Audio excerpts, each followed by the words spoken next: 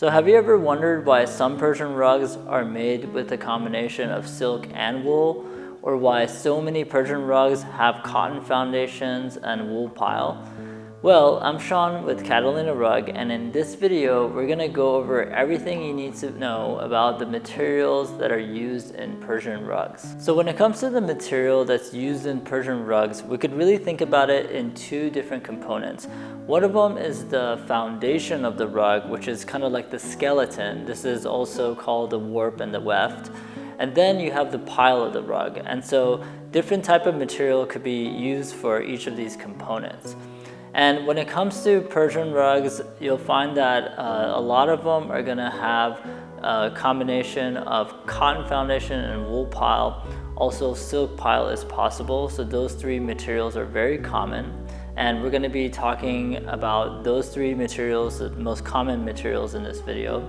And then you should also know that other materials such as goat hair, mohair, cow hair, camel hair is also possible to be used as material, but definitely less common and more seen in tribal Persian rugs. And also what we'll do is we're gonna discuss the quality of wool and what are the different factors that determine the quality. And so if you're interested to learn more about the different materials that are used in Persian rugs, especially about the common materials used in Persian rugs and what are their advantages and what are their disadvantages, then stick around and all that is coming up now. All right, so first let's go over the materials that you'll commonly find in the foundation of Persian rugs.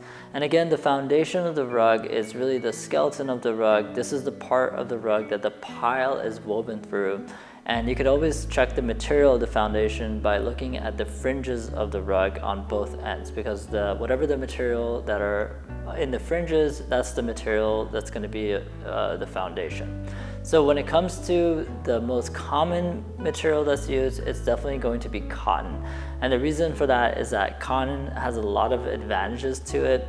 So cotton is a very reliable and stable material. And basically with all of the changes in humidity, cotton doesn't really stretch or shrink that much and pretty much stays the same size. And because of that, the rug's shape doesn't change much and stays stable as well. And another thing is that cotton, because of its rigid structure, it makes it much easier to actually weave the pile through it. And so this is the reason it's used so frequently. And one of the disadvantages is that the rigid structure, that's one of its benefits, also becomes something that can be transmitted into the design of the rug, and especially when you compare it to wool foundation rugs. Now, when it comes to which type of rugs that cotton is used in, it's used in all types of Persian rugs, but definitely traditional rugs and village rugs use it the most often, and some tribal rugs as well. So the next most commonly used material in the foundation of Persian rugs is wool. And the advantages of using wool as the foundation is that because of its less rigid structure, it's gonna have a lot of fluidity and warmth that's gonna be transmitted into the design of the rug. And so because of that, you're gonna find that wool foundation Persian rugs do have a lot of character, and especially if you look at like the fringes, you'll notice that they're different colors and sometimes they're braided. So this character is definitely seen when you look at either the design of the rug or like the fringes of the rug. But when it comes to the disadvantages, one of the big disadvantages is that wool does shrink and it does stretch with changes in humidity. So this definitely can distort the shape of the rug. So you're gonna find that wool Persian rugs are gonna be less straight when compared to cotton foundation Persian rugs. And you're gonna find that wool is typically used in tribal Persian rugs. You're not gonna really see them much in traditional or village rugs. And the reason for that is that the nomadic tribal people, they have an easier time using a single material for both the foundation and the pile. So the next type of foundation material we're going to go over is silk. So silk is definitely less commonly used compared to cotton and wool. But whenever the weavers need to reach a really high knot density, then this is a great material that they can use. And this is because the silk material is of course finer and thinner, and so per square inch the weavers are able to create much more knots and weave the pile through this thinner foundation. And because of this reason, you're going to find that some of the silk Persian rugs, for example, Qom rugs or Esfahan rugs, they're going to have a silk foundation.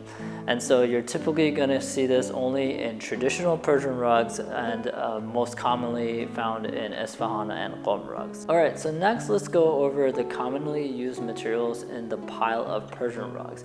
And first let's cover wool, because wool is definitely the most commonly used. And that's because wool has a lot of advantages to it. So first of all, wool feels really great to walk on. Because of its texture, it is softer, it has more of a cushion feel to it, and it feels really comfortable. So it makes perfect sense that it's used in the pile of the rug. Also, you're going to find that wool is very stain resistant and is very sturdy, and so generally it's going to be pretty low maintenance as the pile of the rug. Another thing is that wool has this characteristic where it absorbs the dyes and keeps the dyes for a very long time. So you're going to find that wool Persian rugs are going to stay vibrant and they're going to stay colorful. And finally, another advantage of wool is that it is a hypoallergenic, and also it keeps the dust particles to itself, so it kind of reduces the chances of getting allergies from the material. So the next most commonly used material in the pile of Persian rugs is the combination of silk and wool. So we typically call these silk and wool Persian rugs. So when it comes to silk and wool, of course, the material is going to be part silk, part wool, and depending on the rug, you're going to find that the ratio is going to be different. But oftentimes it's going to be made with majority wool, and then parts of the rug are going to have silk in it as highlights. And the reason for that is that, of course, you get all the advantages of wool that we just went over, plus you get the advantages of silk, which is that it allows for higher knot density. Also, it allows for a more luster and shinier look. So when it comes to the highlights of the rug, it's going to look really beautiful and it's going to stand out more. And so for this reason, there are different types of Persian rugs, for example, Tabriz rugs, Nain, Mashhad, Bijar, and Esfahan rugs that will use the combination of both silk and wool in their pile. And you're going to also find that, of course, because of the silk material, these rugs are going to be demanding higher prices. So the next type of material we're going to go over for the pile of Persian rugs is a 100% silk pile Persian rugs. So of course, these rugs could have either a cotton foundation and silk pile, or they could have a silk foundation and a silk pile. So you're going to typically find that these rugs are going to be the highest amount of detail. They're going to have the highest knot density out of all types of Persian rugs. And generally, the knot density can go anywhere between 600 to 1,000 knots per square inch, which is very high.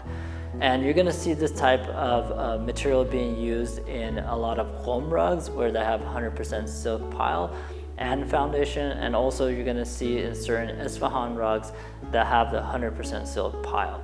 And so, of course, because of the price of the silk material plus the labor that's going to take to create these really high knot density rugs with intricate designs, these type of rugs are going to demand the highest prices. So definitely very beautiful, very intricate design, 100% silk Persian rugs. All right, so next let's go over some of the factors that will impact the quality of wool in Persian rugs and what is considered high quality wool, since this is such a commonly used material in Persian rugs.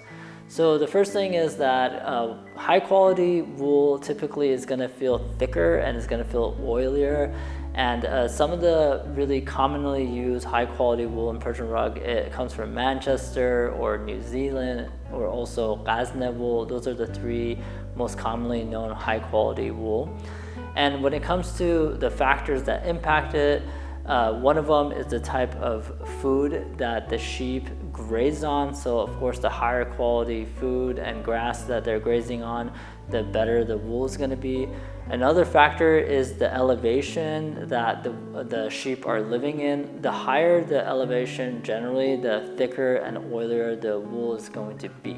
So another factor that goes into the quality of the wool is the season that the sheep have been sheared. So for example, springtime is known to be the best season for the shearing of the sheep to provide the highest quality wool. And on the other hand, some of the worst quality wool that's very thin and dry is typically it comes from shearing dead sheep. So you will find sometimes really poor quality rugs that have been using this type of wool. So something else you should know about the quality of wool is that hand spun wool is definitely superior to machine spun wool. You're gonna find that hand spun wool is gonna feel softer and it's gonna look shinier. Alright, so this concludes our video on the different type of materials that are commonly found in Persian rugs. I really hope that you found this content helpful. Now, if you want to do a deeper dive into this topic and learn more about the materials, then definitely check out our site, CatalinaRug.com. There you could also look at the different options you have when it comes to the different rugs with each type of these materials that we went over in this video. And if you're watching this video on YouTube, then I invite you to like and subscribe and comment below, and I will see you in the next video.